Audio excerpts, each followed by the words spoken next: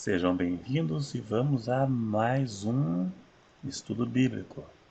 O dízimo do livro de Malaquias também manda nós, que somos igreja da nova aliança, dar o dízimo ou foi apenas para Israel? Nesse vídeo aqui, vamos ver pelo menos 3, eu posso dizer, mentiras sobre o dízimo de Malaquias usadas por algumas igrejas, pastores e pregadores para forçar você a dar o dízimo. O dízimo de Malaquias não se aplica a nós. Foi escrito para Israel e os sacerdotes, não apenas o dízimo, mas também o livro de Malaquias. Me parece que é no capítulo 1, lá diz para quem foi escrito, para Israel e os sacerdotes.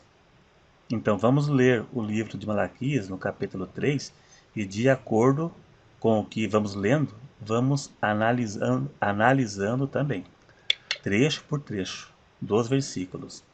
E se gostar, dá um clique em gostei para ajudar a divulgar o vídeo. E se não for inscrito, se inscreva para ajudar a divulgar o canal. Então vamos à primeira questão, ou enganação.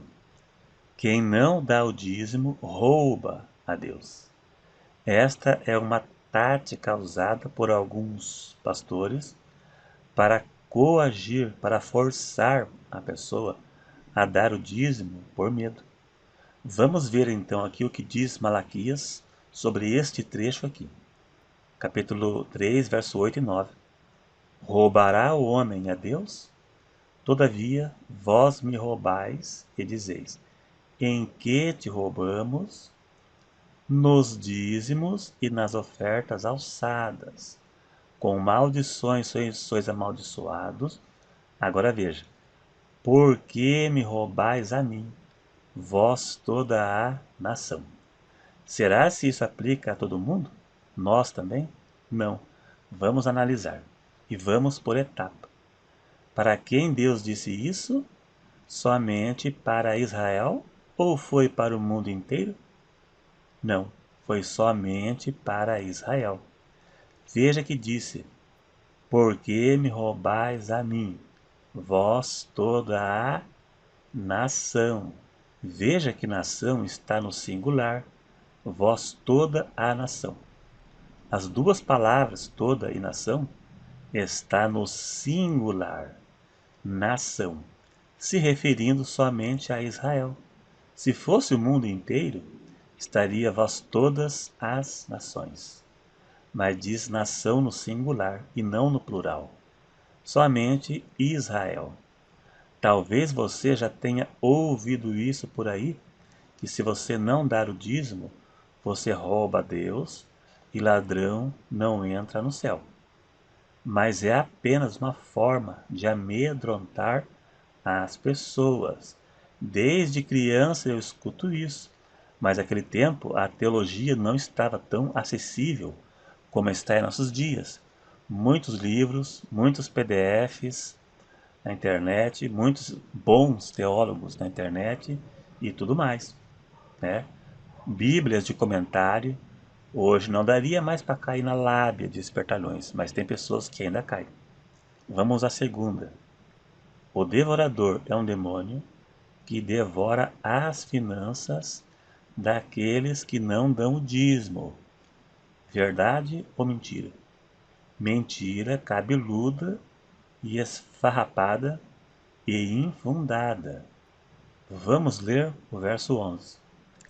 E por causa de vós repreenderei o devorador, para que não vos consuma o fruto da terra, fruto da terra, lavoura, e a vide do campo não vos será estéril, vide, videira, vinho,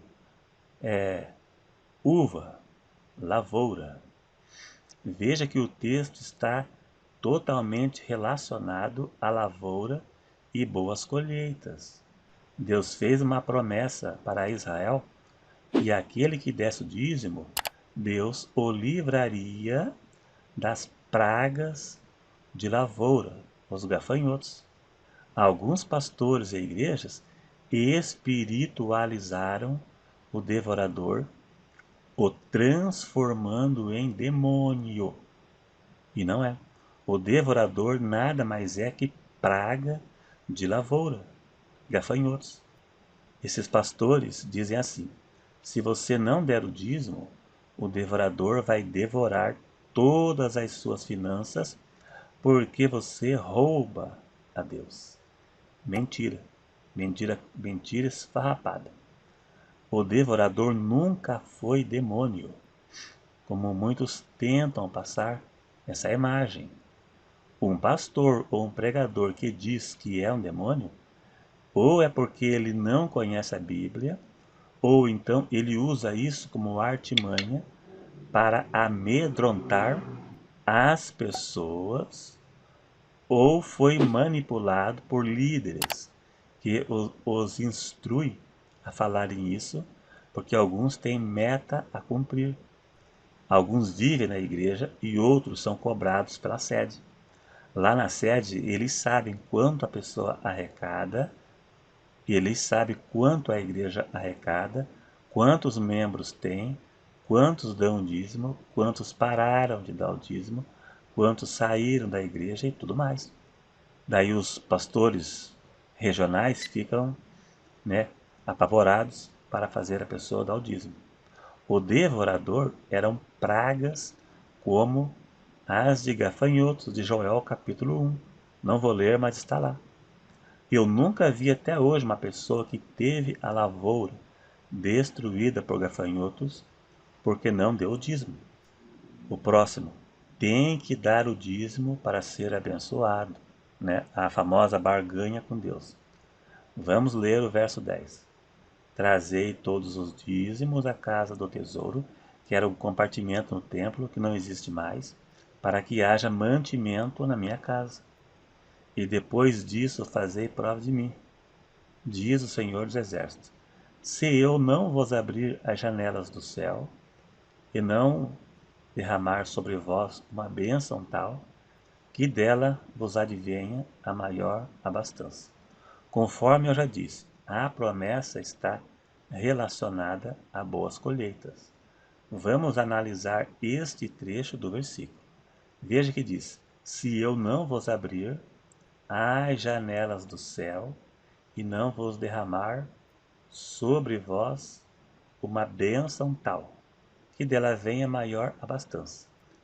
Alguns pregadores dizem que se você der o dízimo, Deus vai abrir as janelas do céu e derramar bênçãos. No texto diz, janelas do céu, que se refere à chuva e não a milagres, como alguns dizem nos dias de hoje. Vamos às provas. Gênesis 7, verso 11. Se referindo ao dilúvio, diz que no dilúvio Deus abriu as janelas do céu e caiu chuva sobre a terra. E no capítulo 8, verso 2, diz que as janelas do céu se fecharam e as águas do dilúvio, a chuva, parou. Então veja que o texto está relacionado à lavoura. Deus abrir a janela do céu é fazer chover. Deus fecha a janela do céu, faz parar. Chuva sobre a lavoura. O dízimo era o fruto da colheita, da lavoura. Se fosse hoje, na interpretação desses pastores, seria assim: você dá o dízimo e as janelas do céu se abrem e cai dinheiro e bens materiais sobre você, né? A famosa barganha com Deus, a moeda de troca. Você dá e Deus te dá. Se você não dá, Deus também não dá. Agora o verso 11.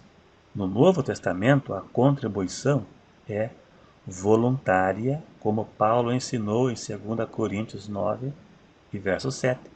Cada um contribua segundo propôs no seu coração, não com tristeza ou por necessidade, porque Deus ama ao que dá com alegria.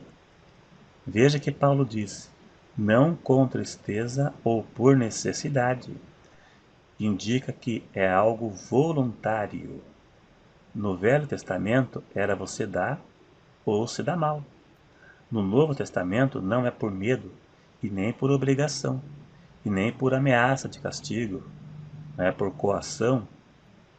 Veja que Paulo diz que Deus ama ao que dá com alegria. O princípio que se aplica hoje para ser abençoado é que somos abençoados pela fé e não comprado com dinheiro, né? Uma forma de barganha com Deus, uma moeda de troca. No Novo Testamento não tem valor estipulado. Paulo diz que cada um contribua segundo propôs no seu coração. Então deve ser proporcional ao seu ganho e ser dado de boa vontade.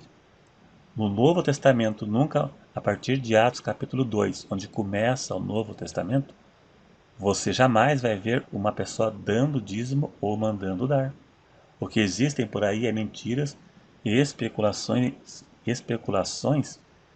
em cima de passagem que não tem nada a ver. Então, eu não sou contra o dízimo exatamente em si, embora não exista dízimo no Novo Testamento, mas se for para a igreja, tudo bem, né? Que não enriqueça líderes, somente para a igreja, tudo bem, né? Mas não usem o Velho Testamento como base, porque o dízimo da lei não dá base para o Novo Testamento, não tem nada a ver. É isso aí, então. Se gostou, dá um joinha. Se você não é inscrito, se inscreva. E até o próximo.